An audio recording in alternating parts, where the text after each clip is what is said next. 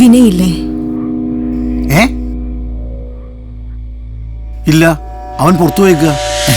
ഞാനവന്റെ കൂട്ടുകാരനാ. ഞാനിവിടെ 8B-യിലുള്ളതാ. ഓ, മുകളില്? അല്ല, താഴെ. ആ, താഴെ. അവൻ പറഞ്ഞിട്ടുണ്ടല്ലേ എന്ത്? അവന്റെ കാര്യങ്ങളൊക്കെ നോക്കുന്ന ഞാനാണെന്ന്. പക്ഷെ ഇങ്ങനെയുള്ള കാര്യങ്ങൾക്കൊന്നും ഒരു കുഴപ്പമില്ല. നിങ്ങൾ കണ്ടോളൂ, പരസ്പരം കണ്ടോളൂ, എത്ര വേണേലും കണ്ടോളൂ. അതല്ല, വിനയ് എപ്പോ വരുമെന്നാ ചോദിച്ചത്. അവനിപ്പോ വരും. കൊച്ചകത്തേക്ക് വാ, നമുക്കൊരു ഇച്ചിരി മിച്ചറൊക്കെ തിന്ന് അവിടെ ഇരിക്കാം. വേണ്ട, ഞാൻ വന്നെന്ന് പറഞ്ഞാ മതി. ആ, അല്ല, ആര് വന്നു എന്നാ പറയണ്ടേ? എന്താ മോളുടെ പേര്? 8B എന്നാന്ന് പറഞ്ഞാ മതി. വിനയ്ക്കറിയാം. ഓ,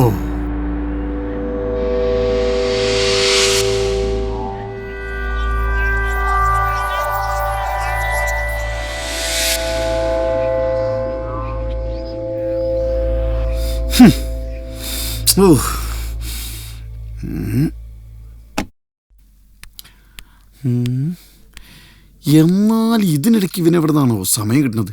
ഓ, എൻ്റെ വീട്ടിൽ എന്നാണോ ഇതുപോലെ ഒരെണ്ണം വന്ന് കോളിംഗ് ബെൽ അടിക്കുന്നത്?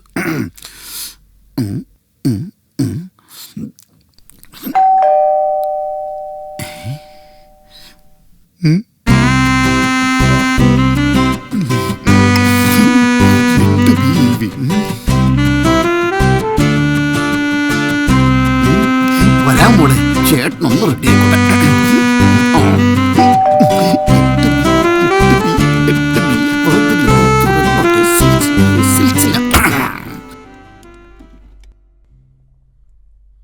നീയായിരുന്നാ അവന്മാരുടെ കൂടെ ഇരുന്നപ്പോ എന്തായിരുന്നു അവന്റെ ജാടം?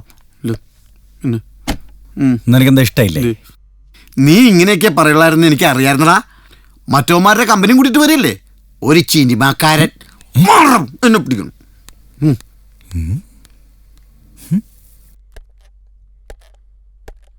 ഓഹോ, അപ്പൊ നീ ഇത് വാങ്ങാൻ മറന്നില്ല അല്ലേ? ആ, നീ കഴിക്കാൻ വല്ലതും ഉണ്ടാക്കിയിട്ടുണ്ടോ? വിശന്നിട്ട് എന്നെ നെഞ്ചത്ത്. ആ ഫ്രിഡ്ജിൽ നിന്ന് കുറച്ച് കൂൾ വാട്ടർ എടുത്ത് കുടിക്കേ കേടത്തെ, അല്ലെങ്കിൽ കുറച്ച് ഉപ്പ് വരി തിന്നെ. നീ ഇന്ന് പെട്ടെന്ന് പോയി റെഡിയാവും, നമുക്ക് പുറത്തു പോയി കഴിക്കാം. ഇനിയെങ്കിലും ഇതൊന്ന് അടിക്കട്ടെ. ഇതാരാ ഈ നേരത്ത്?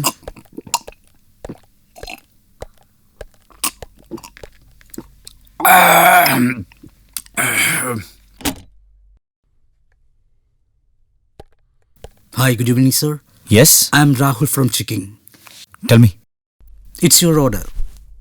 ഓർഡറോ? അതിനിവിടുന്ന് ആരും ഓർഡർ ചെയ്തിട്ടില്ലല്ലോ. സർ, ഇത് തന്നെയല്ലേ റെൽക്കോൺ അപ്പാർട്ട്മെന്റ് 12B? അതെ. ഓർഡർ ഉണ്ടായിരുന്നല്ലോ സർ. നിങ്ങൾക്ക് ഫ്ലാറ്റ് മാറിയതായിരിക്കും. ഞങ്ങളിതേ ഫുഡ് കഴിക്കാൻ വേണ്ടി പുറത്തോട്ട് ഇറങ്ങായിരുന്നു. 9995597802 ഇതല്ലേ സാറിന്റെ നമ്പർ? അതെ. ഓർഡർ ഉണ്ടായിരുന്നു സർ. സി, ഞാനൊന്നും ഓർഡർ ചെയ്തിട്ടില്ല. സാറല്ല, സാറിന്റെ wife. Wife? Hello, I am not married. Sorry sir, ഇതൊരു ഓൺലൈൻ സർവീസാണ്. ഇതിന്റെ ബില്ല് ഓൾറെഡി പേ ചെയ്ത് കഴിഞ്ഞു. നിങ്ങളിത് റിസീവ് ചെയ്യണം.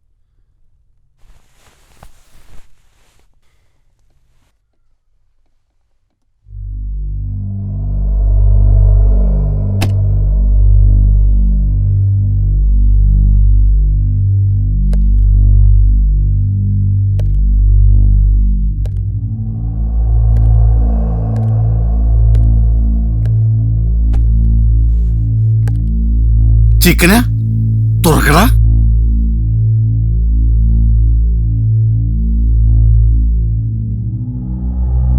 നീ അതെടുക്കല്ലേ?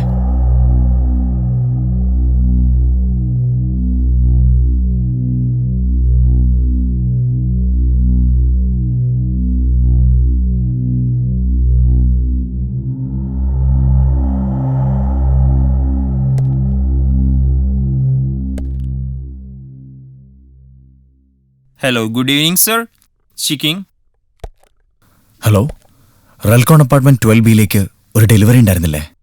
അതാരാ ഓർഡർ ചെയ്തതെന്ന് അറിയാനാ. 1 second, sir. അങ്ങനെ ഒരു ഓർഡർ ഇവിടുന്ന് പോയിട്ടില്ലല്ലോ. രാഹുൽ എന്ന് പേരുള്ളൊരു ഡെലിവറി ബോയ് ഉണ്ടോ നിങ്ങൾക്ക്? രാഹുൽ? നോ സർ, ആ പേരിലൊരു ഡെലിവറി ബോയ് ഞങ്ങൾക്കില്ല.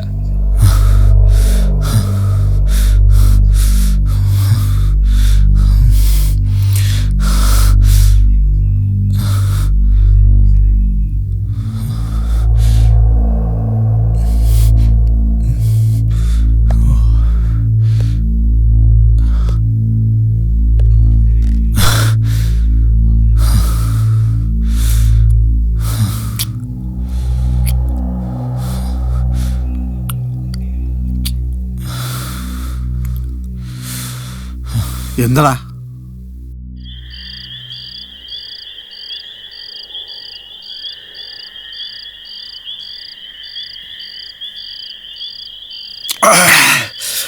ഡാ, നിനക്ക് ഈ ഫ്ലാറ്റ് കൊച്ചിയിൽ നിന്ന് മാറ്റി കട്ടപ്പനയിലാക്കി തരാൻ ആ ചാനലുകാരെ വിളിച്ച് ചോദിക്കാൻ മേലേ? ഞാൻ വല്ലതും പറയും. ഞാൻ അവർക്കെതിരെ കേസ് കൊടുക്കാൻ പോവാ, ചീറ്റിങ്ങിന്.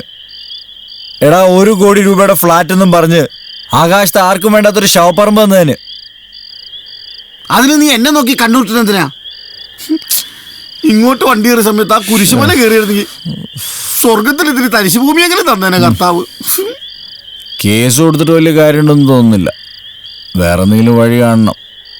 എടാ, നമുക്കിതിപ്പോ തന്നെ അങ്ങ് വിറ്റാലോ? എടാ, നിന്റെ തലയ്ക്കകത്ത് വല്ല ഓളമുണ്ടോ? ഇവിടെ എല്ലാവർക്കും ഈ കഥയൊക്കെ അറിയാം, പിന്നെ ആരും അങ്ങനെ.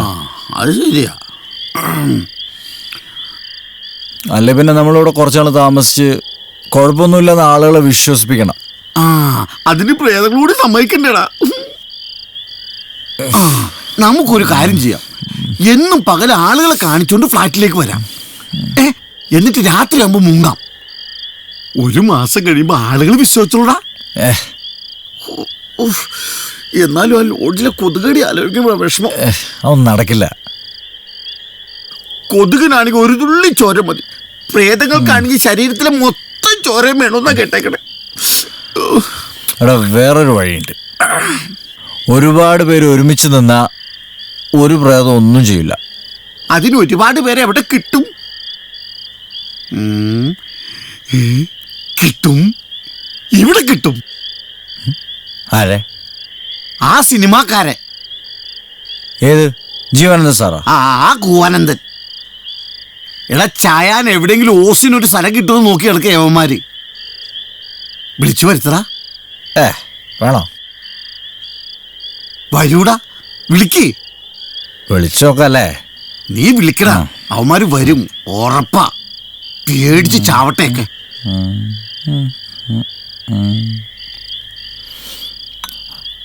Hello sir. It's not a game, it's a rich thing.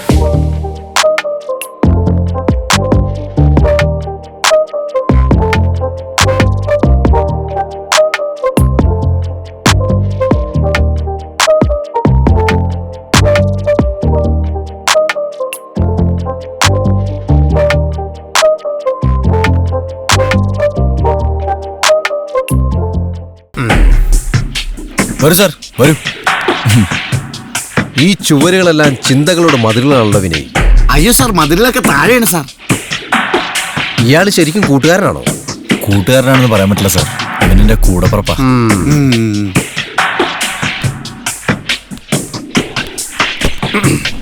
അല്ല സാർ, ഫ്ലാറ്റ് എങ്ങനെയുണ്ട്?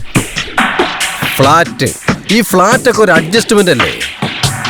കോൺക്രീറ്റ് മഷ്റൂംസിൽ പ്രതിനിധാനം ചെയ്യുന്ന നഗരനിർമ്മാണ പ്രക്രിയയുടെ മദർ തോട്ട്, ബ്രെയിൻ തോട്ട്.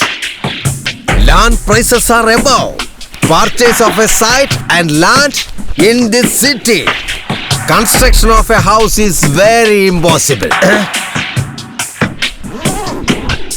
സ്വസ്ഥമായ ഒരു സ്വഭവനത്തിന് സ്ഥലം കണ്ടെത്താൻ സമയമില്ല. പിന്നെ സ്വപ്ന ഭവനത്തിന് മുടക്കാൻ പണമില്ല. ആരുടെ കയ്യിലാണുള്ളത്? എൻ്റെ കയ്യിലില്ല.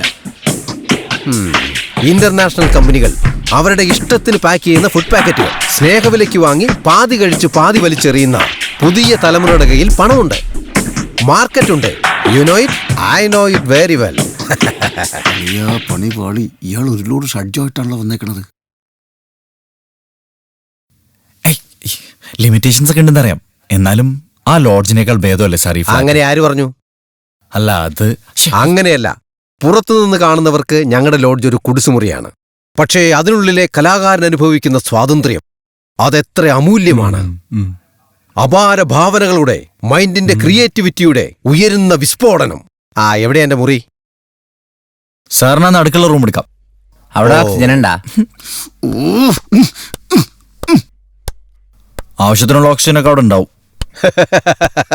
Same pitch. വിജേഷ് പറഞ്ഞത് ശരിയാ. ഈ ബിൽഡിംഗ് ഒക്കെ പണിതു വെച്ചിരിക്കുന്ന എവിടെയാ? മണ്ണിൽ തന്നെയാണല്ലോ. ഭൂമിയിൽ നിന്ന് നേരെ ഉയർത്തി നിൽക്കുമ്പോ ആർക്കും ഉണ്ടാകുന്ന ന്യായമായ ഒരു സംശയം മാത്രം. പ്രത്യേകിച്ച് മണ്ണിൽ ചവിട്ടി മാവില കൊണ്ട് വല്ല തേക്കുന്ന മാതൃത്വമുള്ള മലയാളിക്ക് തോന്നുന്ന സംശയം മാത്രം. അതാണ്. എന്നാലും പോരാ. എന്താ സർ? കാറ്റ്. അതെ, ഫാൻ ഇട്ട മതി, നല്ല കാറ്റ് കിട്ടും. ഫിനോയിലെ, നമ്മുടെ ആ ലഗേജും പ്രോപ്പർട്ടീസും ദേ ആ മുറിയിലേക്ക് എടുത്തു വെച്ചോ. പിന്നെ ചൂടുവെള്ളം ഉണ്ടാവില്ലേ? ഞാനിപ്പോ തന്നെ കൊണ്ടുവരാം. കുടിക്കാനല്ല, കുളിക്കാൻ. ആസനക്രിയയ്ക്ക് ശേഷം ചൂടുവെള്ളത്തിൽ കുളിയാണ് ഉത്തമം. ആസനോ? ആരാസനം? യോഗാസനം. ക്രിയ ചെയ്ത് കുണ്ടലിനി ശക്തിയെ താഴെ നിന്ന് സഹസ്ര പരമത്തിലേക്ക് ഉയർത്തി ആത്മജ്ഞാനം നേടുന്ന പ്രണയമാണ് ആസനത്തിന്റെ ഒന്നാം ഘട്ടം. വിനയ്, നമ്മുടെ ഫുഡിങ്ങിന്റെ കാര്യമൊക്കെ എങ്ങനെയാ? അല്ല, ഞങ്ങൾ സാധാരണ ഇവിടെ കുക്ക് ചെയ്യാറാണ് പതിവ്. വേണമെങ്കിൽ ഓർഡർ ചെയ്യാം. കുക്ക് ചെയ്യാറുണ്ടല്ലേ? ആ. എന്നാ ഐശ്വര്യമായിട്ട് പോയി പുറത്തുനിന്ന് വാങ്ങിക്കോ. Okay sir. ഞങ്ങളുടെ മെനു അറിയല്ലോ അല്ലേ? കുപ്പി മറക്കണ്ട. ശരി.